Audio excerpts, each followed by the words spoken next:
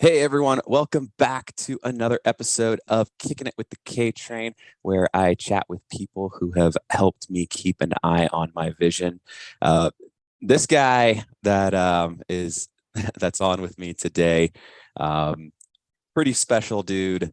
There's not many people in this world that are crazy enough to ride their bike from one side of the United States to the other.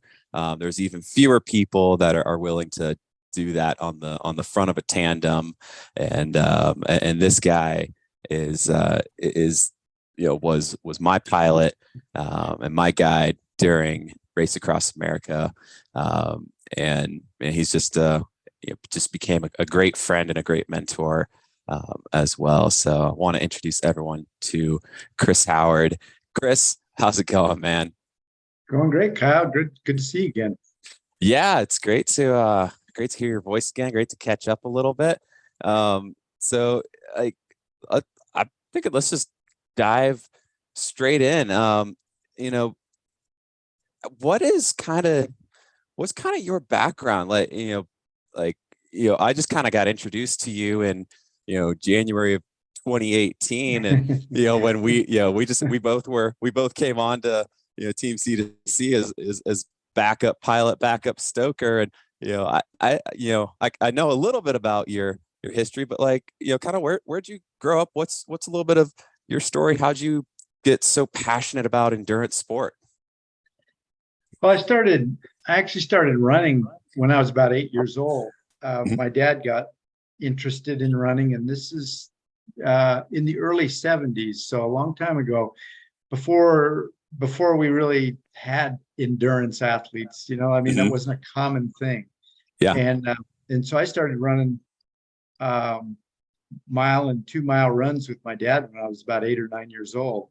Yeah. Um, and it just kind of grew from there to competing on the track team and the cross country team in high school. Didn't really start cycling until I was about my mid 20s. Mhm. Became interested in cycling after I'd had twins and was looking for a way I could continue my exercise and include my kids. So I used to ride with the kids, pull the kids behind the bike, Yep. and that was a great way to stay fit and get some exercise. And in the process of doing that, really fell in love with cycling. So that went on, and eventually turned into some competitive bike racing, Mhm. competing in triathlon, and now that I'm old and slow, I focus more on the ultra distance stuff. The further we go, the better chance I have to be competitive. So Don't know about that. I mean, you were calling yourself old back in 2018, and yeah, technically you may have been the oldest dude on the team, but hands down you were the strongest. So I'm not buying this old and slow thing from you. I mean, what are some memories that you have of before we get to to Ram and stuff? Like what are some you know some of the crazier or more exciting fun bike races and events and stuff that you did that got you really fired up to do something like Ram? well, I raced for about a decade, U.S. Cycling Federation Mhm. racing. Um, uh, had a lot of fun doing that, but it's high risk sport, Yeah. all the time riding, high speed, close quarters kind of riding. And as I got into my 40s, I kind of lost my taste for that, that level of risk. Hmm. Um, and so I transitioned from there into triathlon. Hmm. Um, Had to learn to swim to become a triathlete. So I was never a good swimmer, but my cycling ability kind of made up for my lack of swimming ability. Yep. So um, did a number of exciting races, I guess.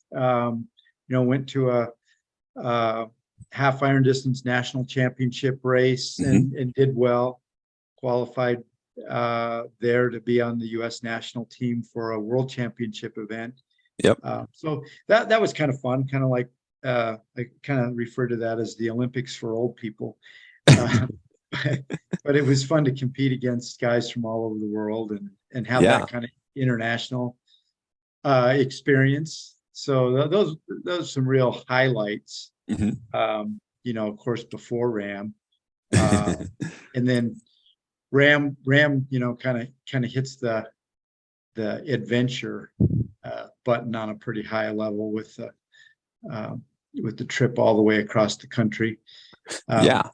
But the parts of it that we actually were conscious for, there was the bouncing around in the back of the RV That's true. over portions of the course, but the parts of it that we were actually outside and aware of were pretty awesome.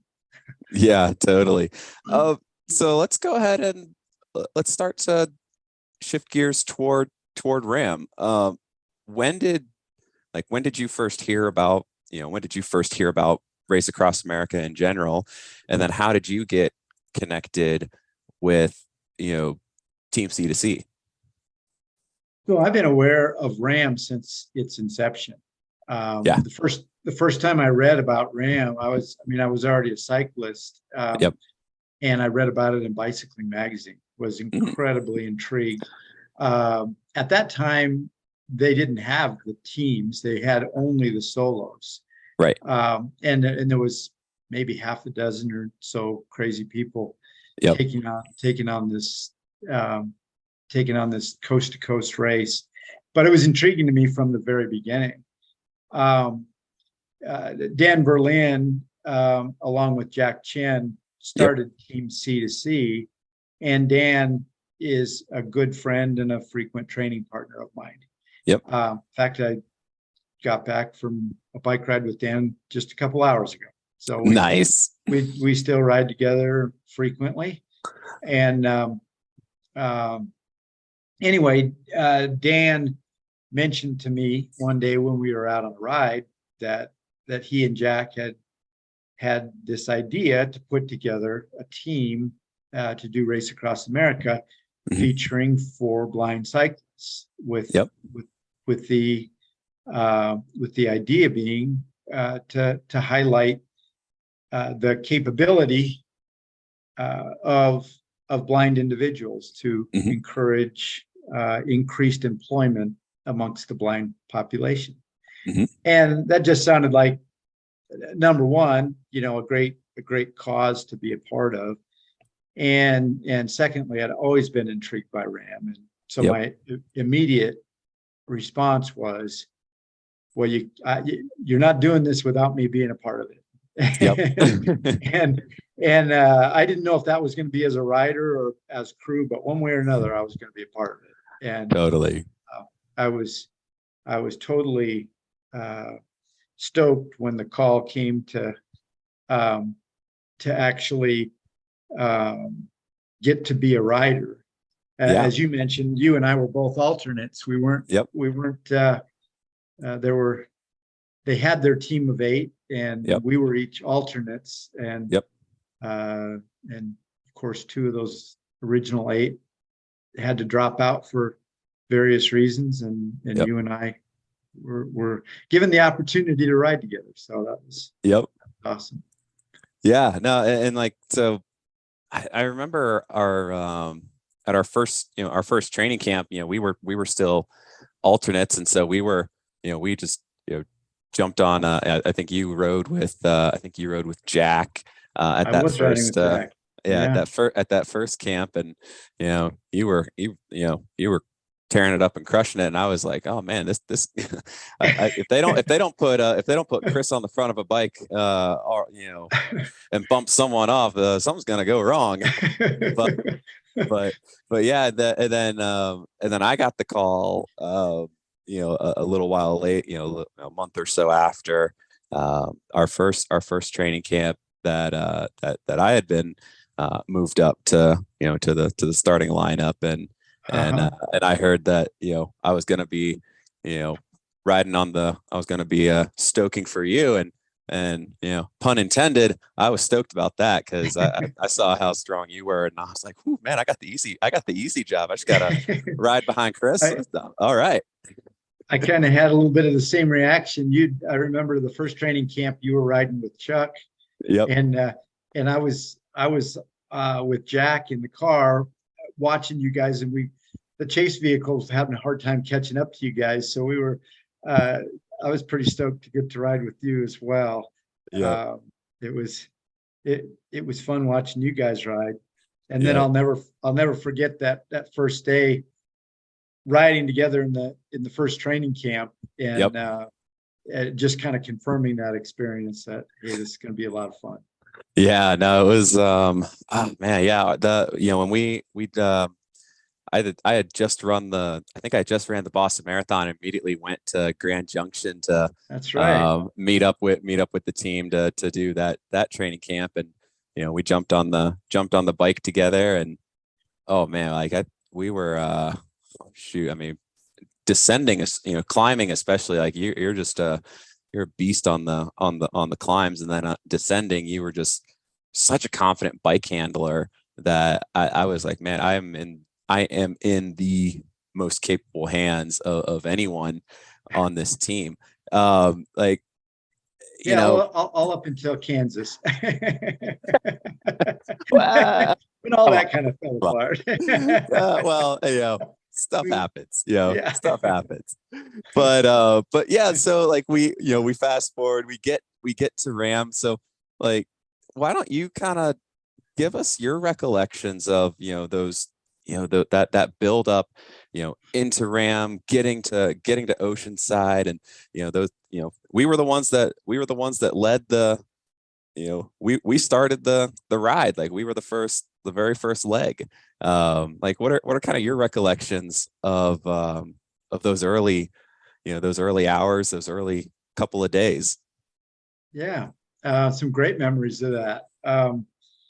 Well, I remember we all rolled out all four bikes together, Yep. and that was fun.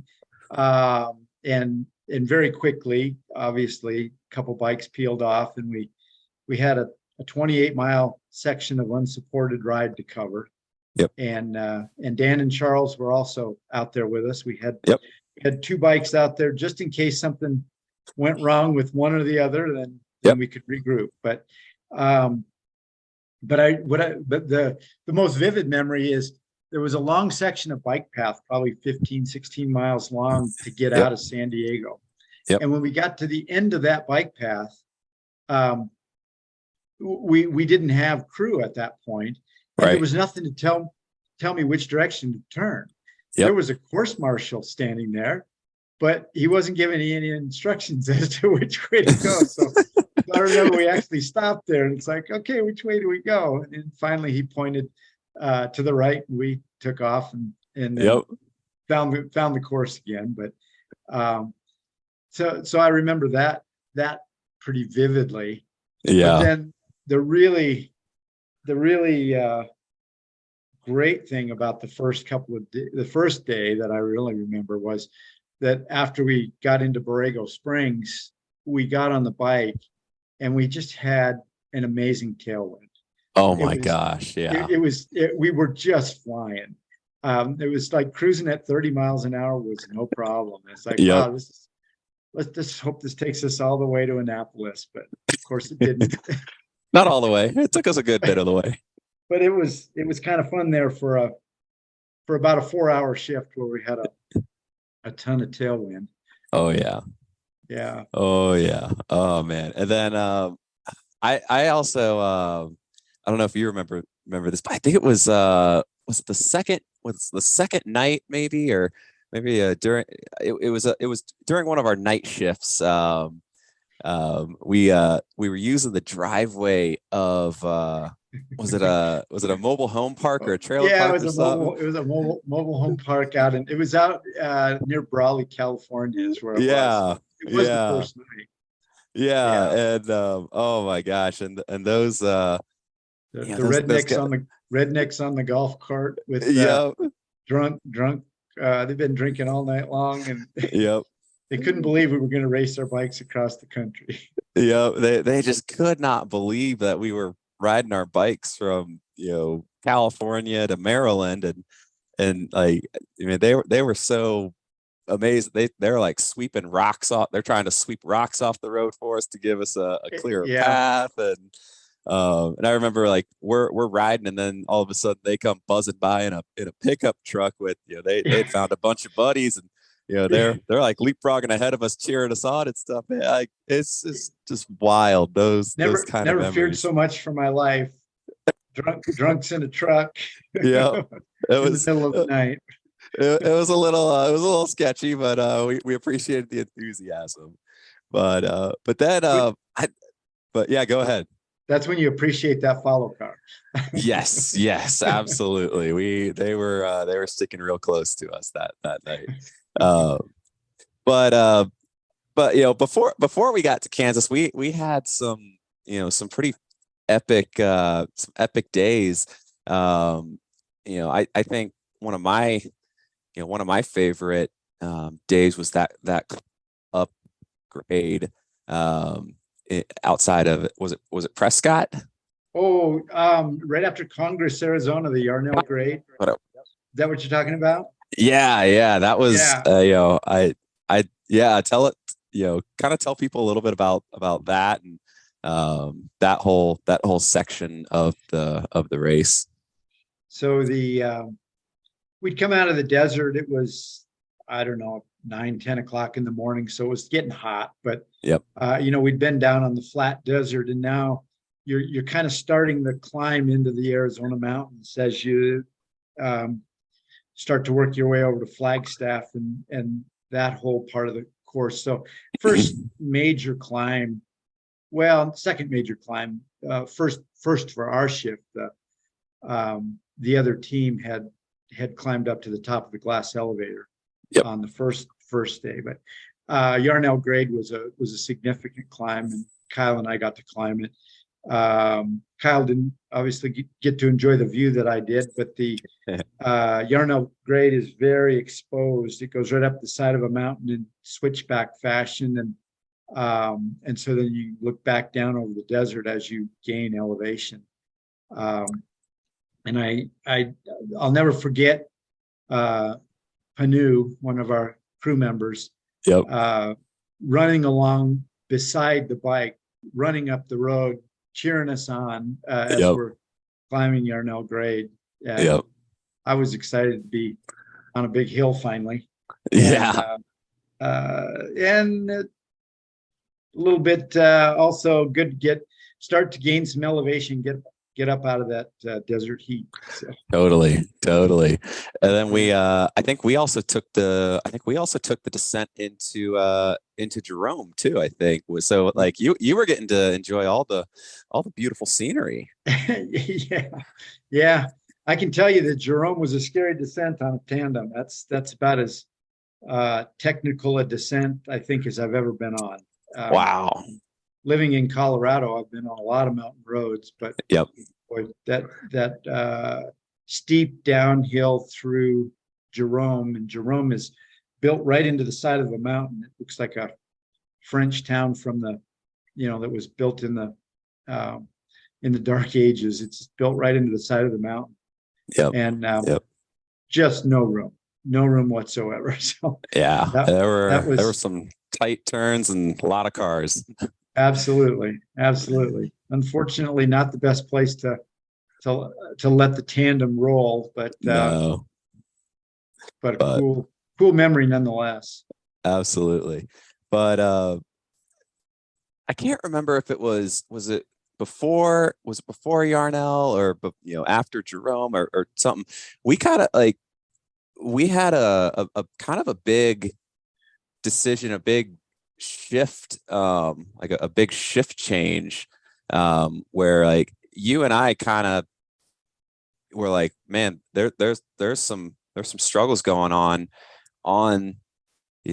with a few of the other crew members, a few of the other riders and stuff. And so I can't remember if it was you or me, or maybe it was you, me, Dan, and Charles, that we kind of pulled everyone to a stop and said, hey, what if we kind of took the next two shifts? Like what are kind of your memories, like, because I mean that was a big turning point in the race, and we were only 24 or 30 hours into the race. Like what are kind of your memories of that time?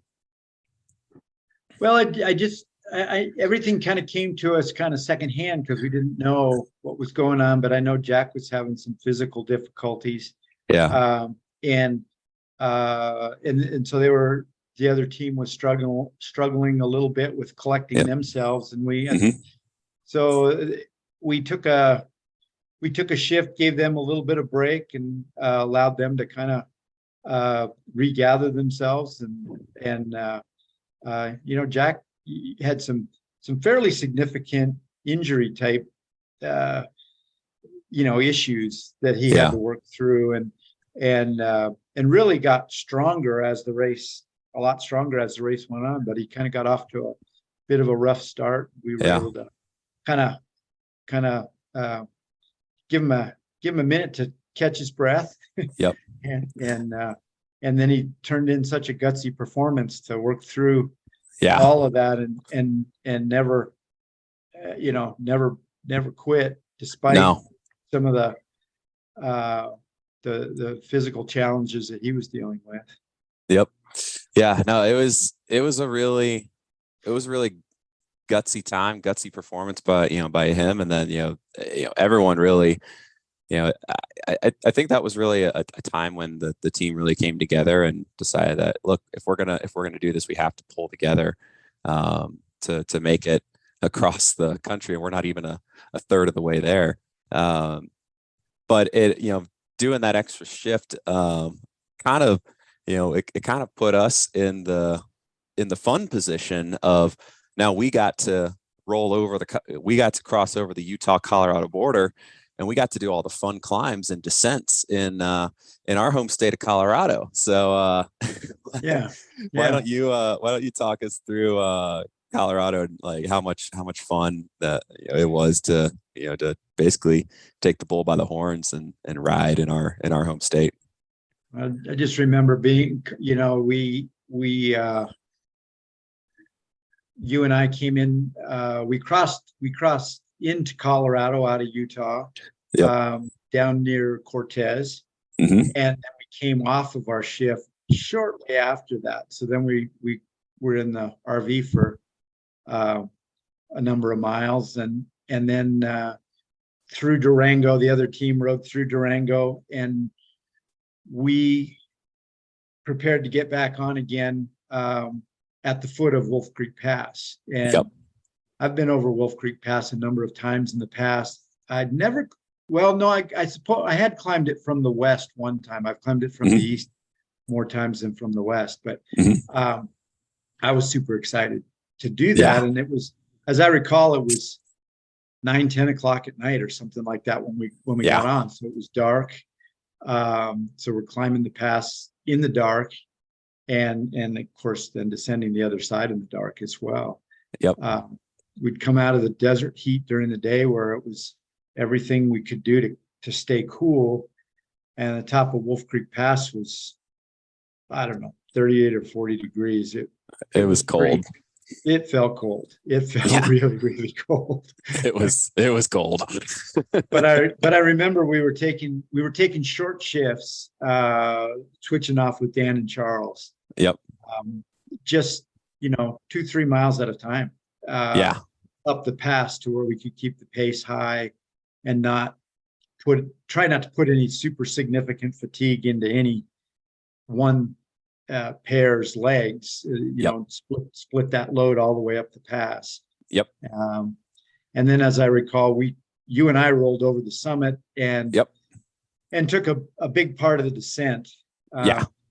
until I started basically having a hard time keeping track of the road, the some of the sleep deprivation Yep. and high speed descending for a long time and being very, very cold. I remember thinking, the smart move here would be to let the other guys ride a little bit and get Yeah. off this, and uh, So fortunately, they jumped in and took maybe the lower third of the pass, Yep.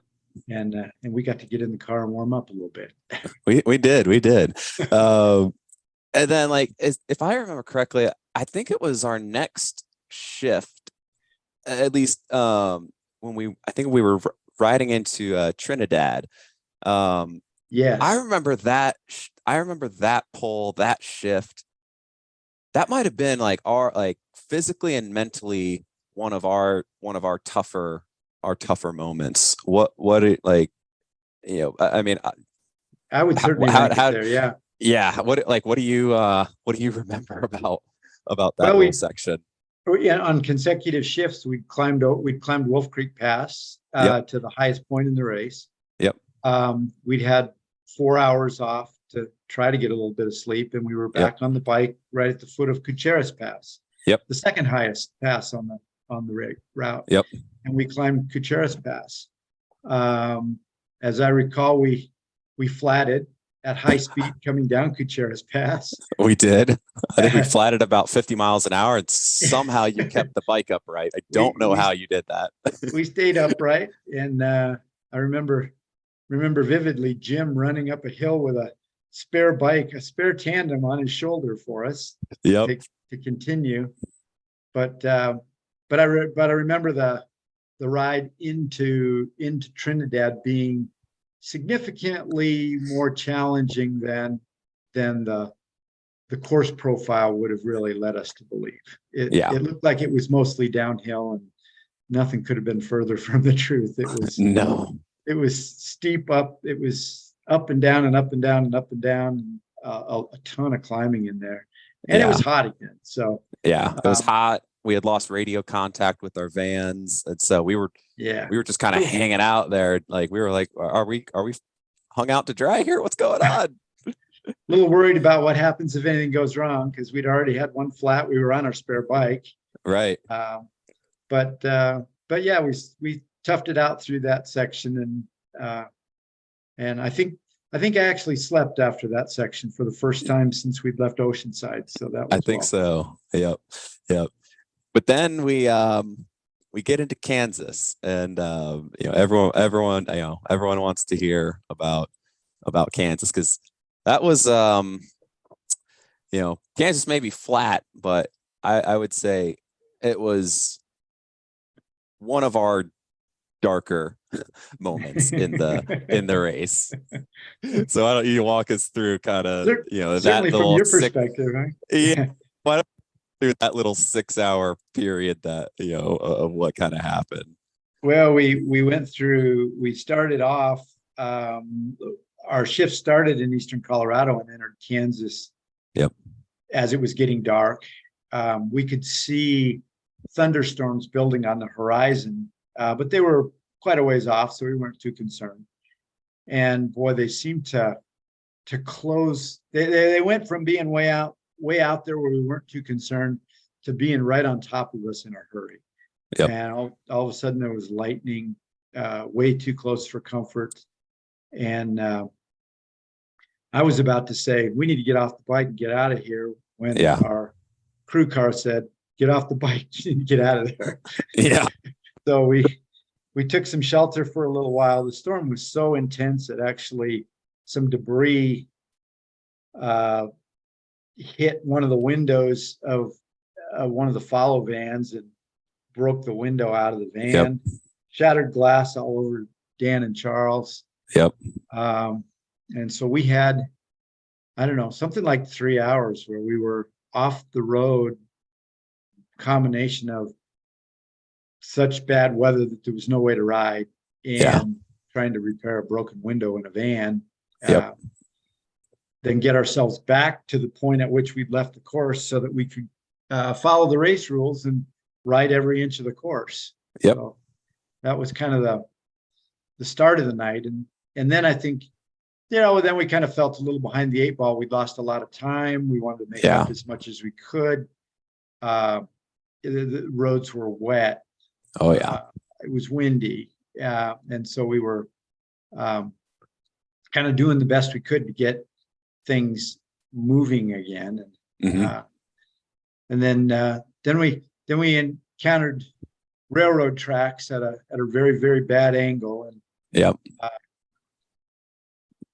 wasn't really able to see them well. We were coming into a town, so we were coming off the dark prairie. My eyes are kind of adjusted to the dark, and all of a sudden I have all these street lights right in front of me, and didn't Yep. really realize the tracks were there until we were right on them.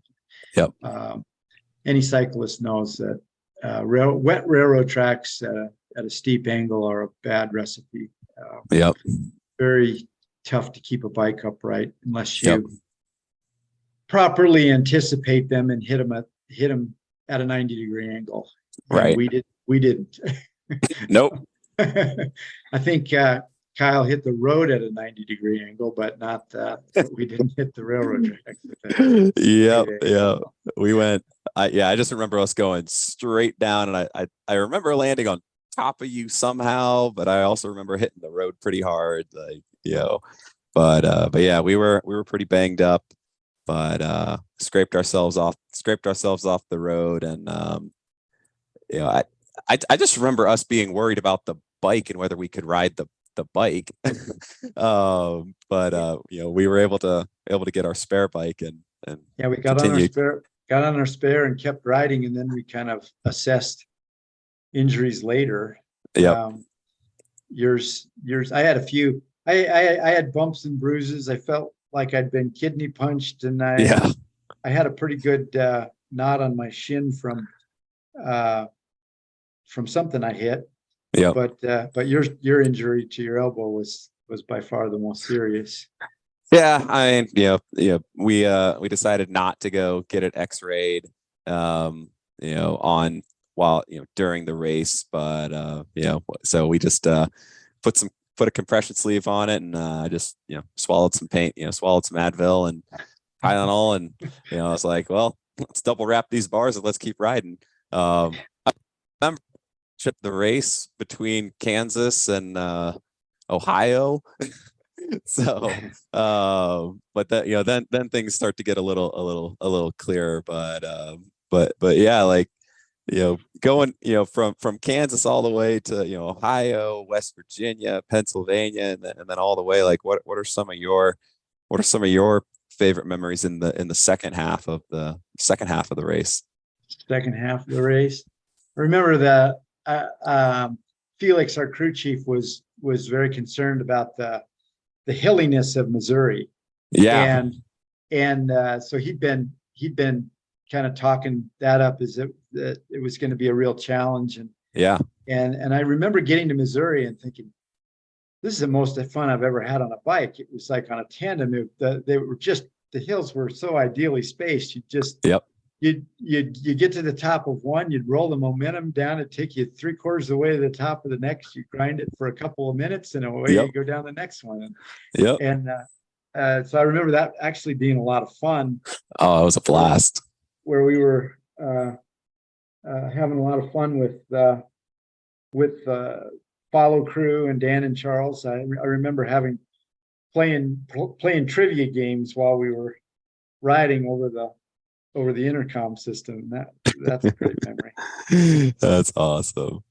Hard to be sharp at trivia after 5 days of sleep deprivation. Yep. But and I think it was around that time, like day 5, 6, that we started to kind of catch up with the solo riders, and we started to see how rough they were having it, and man, it made us feel pretty good about ourselves. Yeah, those guys are a whole nother breed. Yeah. It's pretty inspiring to see somebody that's been pretty much sitting on a bicycle seat for 9-10 days, and they look like corpses sitting on top of bicycles. Yep. But they continue to pedal. Yep. Expressionless faces, and wow, just a whole nother level. Yep. Man, so much more difficult than what we did.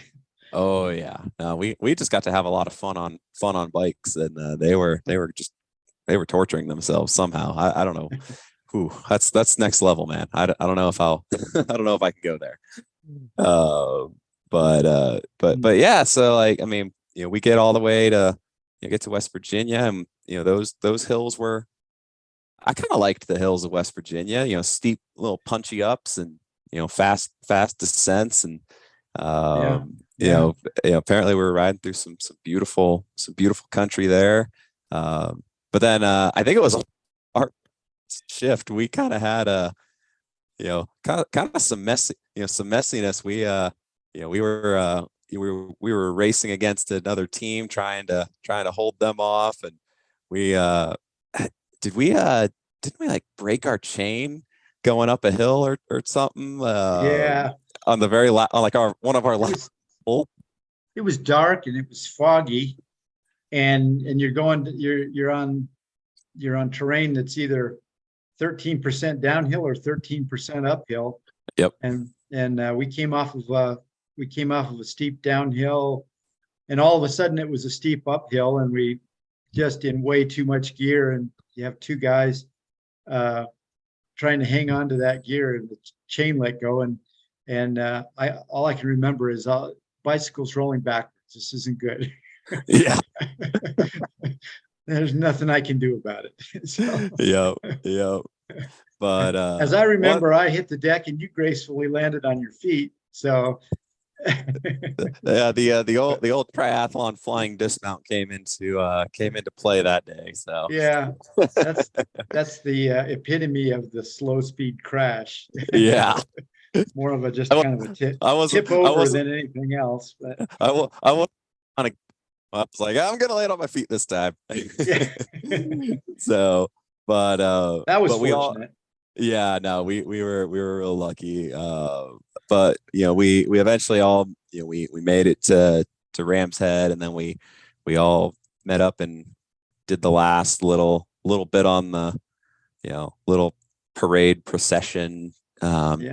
the official dock. And so like what were your feelings when we finally crossed the finish line, and when we were up on stage, up on the finisher stage, what was kind of going through your head, and what were your emotions at that time?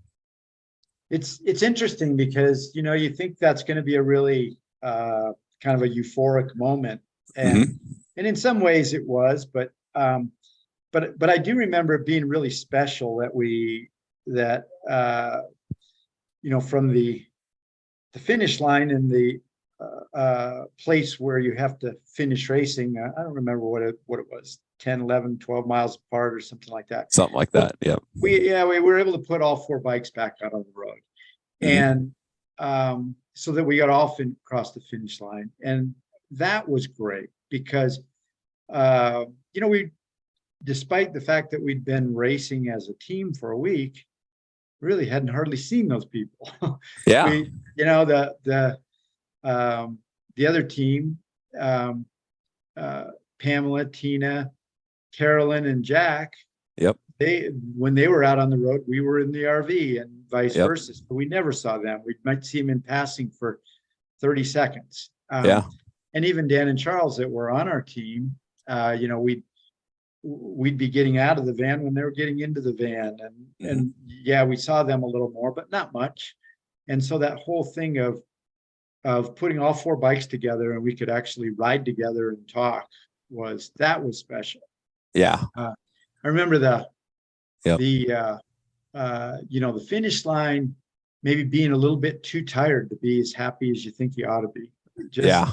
really, really ready to uh, uh, go get some real sleep. And Yeah. it took a while for the real specialness of the experience Hmm. to sink in. Yeah. A little too tired to appreciate it at that moment.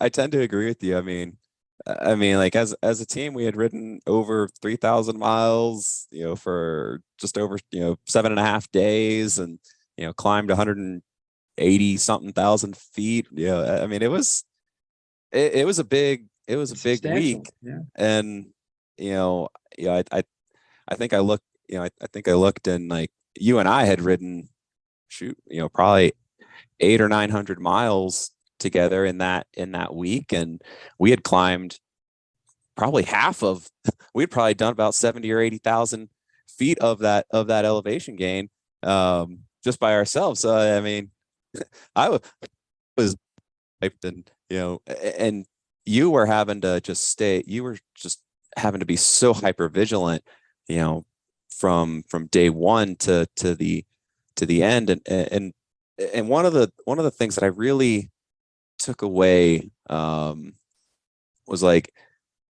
I think I saw you got flustered.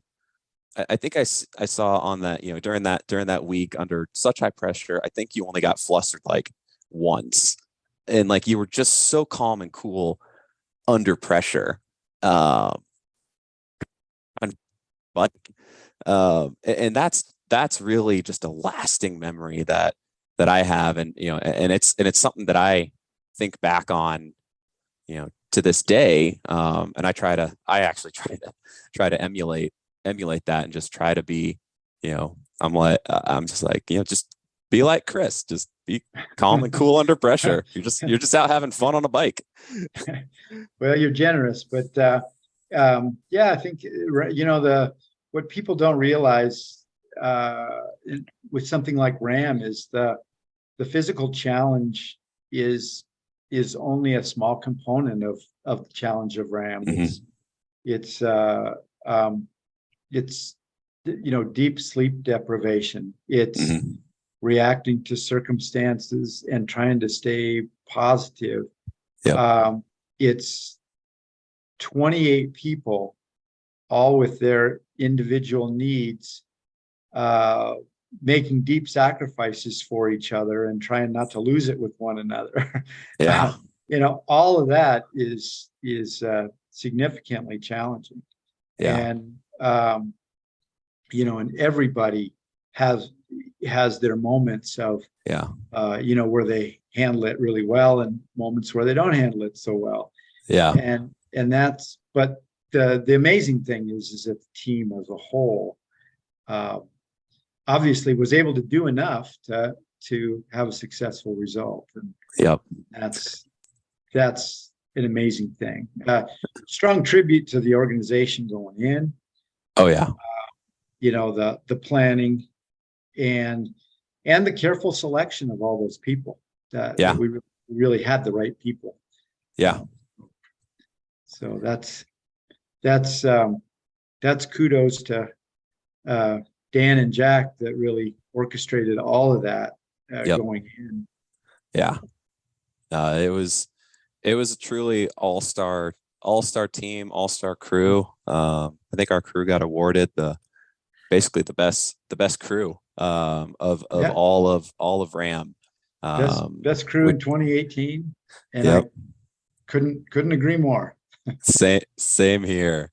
We were Um, we were well taken care of. we certainly were. So as we kind of start to wrap it up, I mean, you've gone on to, you've dove headlong into ultra cycling. And so kind of what are you training for these days?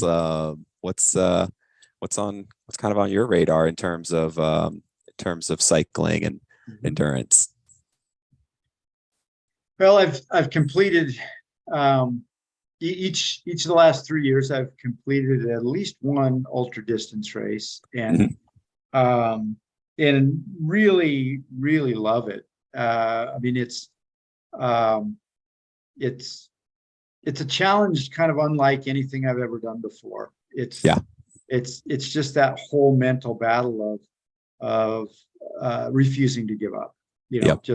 Just saying I'm just going to keep going. I'm tired. I'm slow. I'm hungry. I'm sweaty, Mhm. but just keep going. But I kind of love it. Yeah. I've had some success and some failure. That's okay. They're all learning experiences.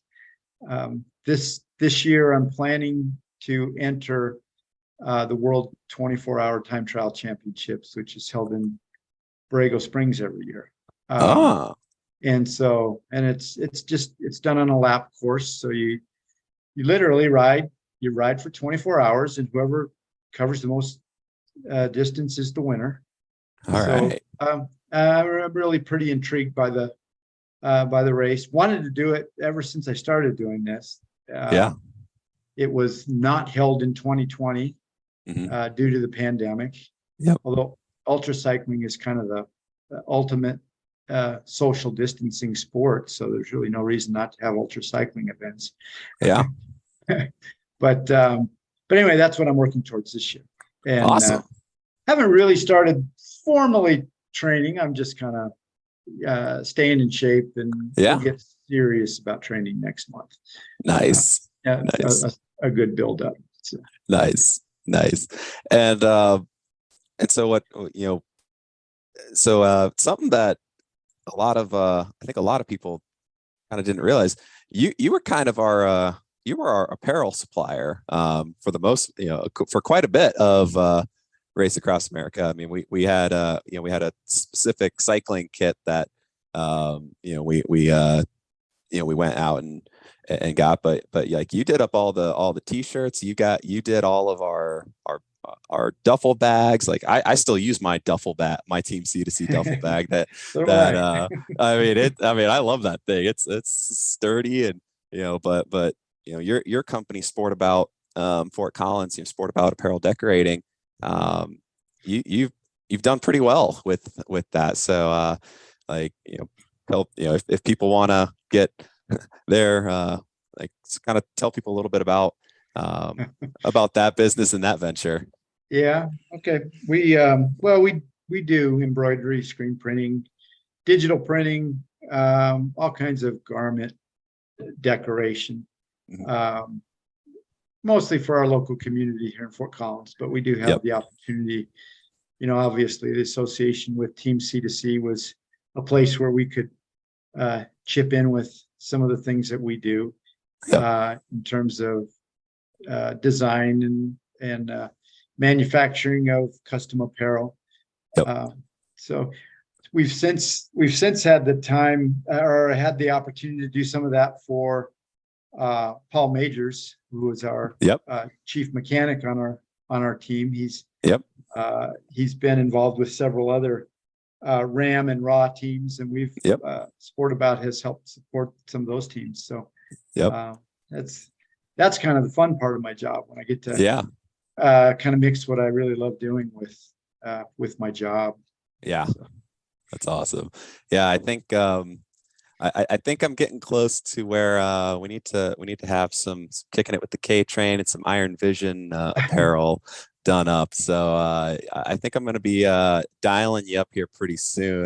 We got to get the ball rolling on that. I know we had briefly chatted about it after Ram, but I think I'm in a position now where I gotta actually take advantage of this and make it happen. So I might be calling you up here soon, buddy, to get some apparel going. So so we got to awesome. find a time. We got to find a time to get out on a bike again. It's been too long. That first and foremost. I gotta see if I can get my butt up to Fort Collins, and we'll get out on the bike. I've actually got a pretty nice, I have a Chinook which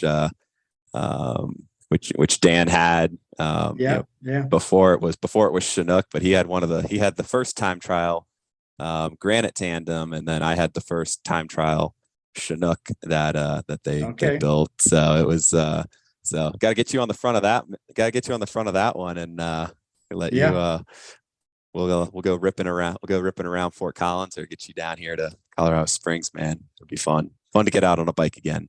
Yes, absolutely. Awesome. Well, Chris, as always, man, it's been great catching up. As you said, it's been way too long since we talked, way too long since we've been on a bike together. So let's make that happen. And just, hey, thank you so much for being my pilot for Race Across America. I personally think I had the best pilot of everyone on that team. And you didn't get to ride with anybody else, so you don't have no comparison. Well, I mean, I think if there was a draft held, I think you're gonna get picked number one all the time. So just saying, Chris. Well, I I mean, don't know just about that, but the strength of the team was good. it was. We We had a we really strong team. had an awesome Um, team. I didn't think there's nobody on that team I wouldn't ride with. So same. No, everyone was awesome. Lifetime, just a experience of a lifetime, I think for both of us. So just again, thank you for your time. Thanks for your eyes, your legs. But most importantly, you got just a huge heart. And just thank you for everything you've done for me. And we didn't even get into what you do for the wider community at large. So I'm gonna have to have you on again to chat about all the other stuff you do. So that would be awesome. awesome, man. Well, everyone, this has been Kicking It with the KTrain. We've been chatting with Chris Howard, my pilot, my good friend from Race Across America and Team C2C. So thank you, everyone, so much for tuning in. And as always, keep an eye on your vision.